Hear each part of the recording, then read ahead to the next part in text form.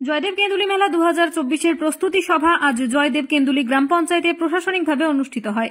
জয়দেব কেন্দুলি 2024-এর মেলার প্রস্তুতি সভা আজ জয়দেব কেন্দুলি গ্রাম পঞ্চায়েতে বীরভূম জেলার প্রশাসনিক কর্তাদের নিয়ে এক আলোচনা সভা অনুষ্ঠিত হয়। এই সভায় উপস্থিত ছিলেন বীরভূমের জেলা শাসক বিধানচন্দ্র রায় মহাশয়, ক্ষুদ্র বস্ত্র কুটির শিল্প মন্ত্রী চন্দ্রনাথ সিনহা, বোলপুর মহকুমা শাসক অয়ননাথ, বীরভূম জেলার এসপি রাজনারায়ণ মুখোপাধ্যায়, এসডিপিও নিখিল আগরওয়াল ও জেলা পরিষদের মৎস্য ও প্রাণী সম্পদ কর্মাধ্যক্ষ রবি মুর্মু ও বিভিন্ন দফতরের উচ্চপদস্থ কর্মকর্তারা।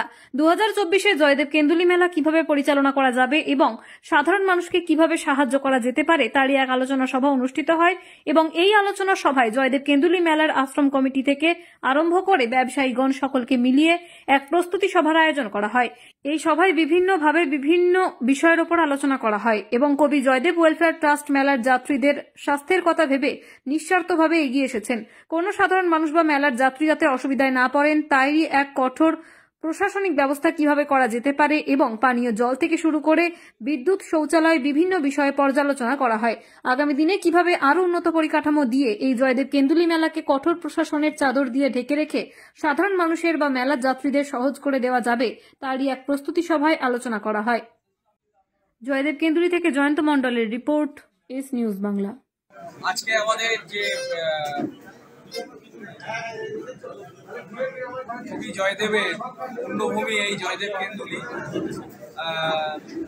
সেখানে আবহমান কাল ধরে এখানে মকর সংক্রান্তিতে এখানে পুণ্যস্নান হয় এবং 4 দিনের একটি মেলা হয়।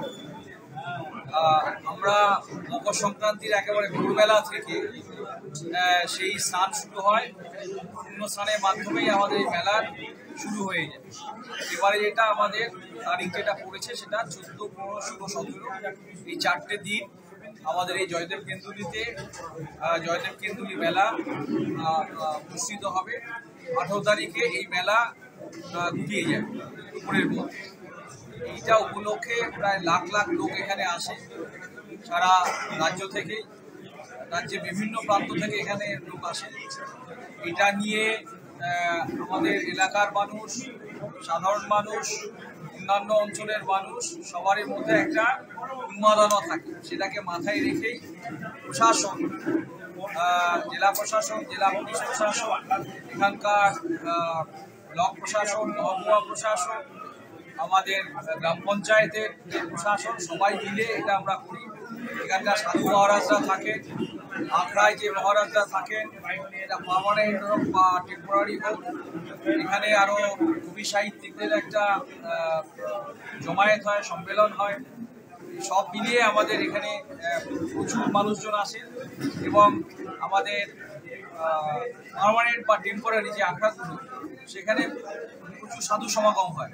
তারা এই পুণ্যস্থানে আসেন, তাদেরও একটা রাখার ব্যাপার থাকে, তাদের ভোগ খাওয়ানোর ব্যাপার থাকে।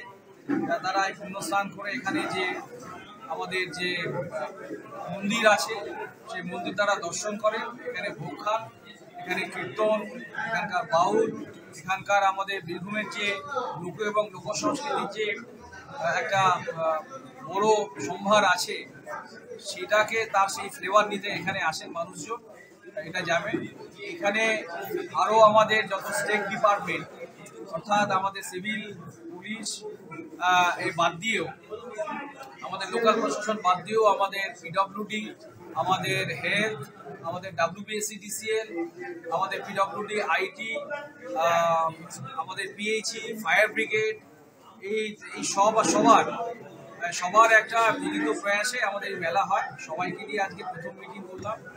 আমাদের রাজ্যের মাননীয় মন্ত্রী ক্ষুদ্র এবং আমাদের মাঝারি যে শিল্প উদ্যোগ এবং বস্ত্রশিল্প, ওনার সভাপতিত্বে এই মিটিংটা হলো। এসপি সাহেব ছিলেন, এসডিপিও সাহেব ছিলেন, এসপি সাহেব ছিলেন, আমার এসডিও ছিলেন, আমার বিডিও ছিলেন, এখানে পঞ্চায়েত সমিতির সভাপতি, পঞ্চায়েত সমিতির সকল কর্মাধ্যক্ষ, আমাদের জয়দেব কেন্দুলি গ্রাম পঞ্চায়েতে আমাদের প্রধান সহ আমাদের আধিকারিক বা কর্মীবৃন্দ সহ এখানকার সবাই এখানে ছিলেন। এখানে সাধারণ মানুষ সাথে হাত মিলিয়ে এই মেলাটি করেন। আমরা প্রশাসন পাশে থাকি। এবারেও আমরা একেবারে আলোচনা হয়েছে পুঙ্খানুপুঙ্খ রূপে। আশা করছি মানুষের যে মহামিলন এখানে যেটা ঘটে মকর সংক্রান্তি একটু আগে থেকেই, সেটা এবারেও ঘটবে, আরো বেশি করে হয়তো মানুষজন এখানে আসবে। আমরা এই মেলার প্রচার প্রসার আরো বৃহৎভাবে করব। আমাদের যে তথ্য এবং সংস্কৃতি দপ্তর, তাদের সাথে কথা বলবো, যাতে এখানকার যে রীতিনীতি, এখানকার যে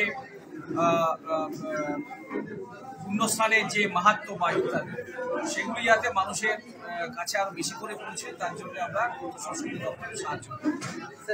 সারা পশ্চিমবঙ্গে, শুধু এই মেলা নয়, সারা রাজ্য জুড়ে এই মেলা কিভাবে সংগঠিত হবে, কি কি জিনিস আমাদের মানতে হবে, তার জন্য ডাইরেক্টিভস আছে। সেই ডাইরেক্টিভ মেলেই মেলা করতে হয়। সুতরাং মেলা আমরা যেটা করব, এই যে 14, 15, 16, 17, 18 তারিখে উঠেই যাবে, সেটা সবার ক্ষেত্রেই প্রযোজ্য। সুতরাং আমাদের যে প্রশাসন, ফায়ার ব্রিগেড, আরো অন্যান্য যারা স্টেট ডিপার্টমেন্ট থাকে, তাদের যে পরিষেবা এবং তাদের যে সার্ভিলেন্স যেটা করতে হয়, সেটা 18 তারিখ পর্যন্তই থাকবে। তার মধ্যেই মেলা, দোকান বা ইত্যাদি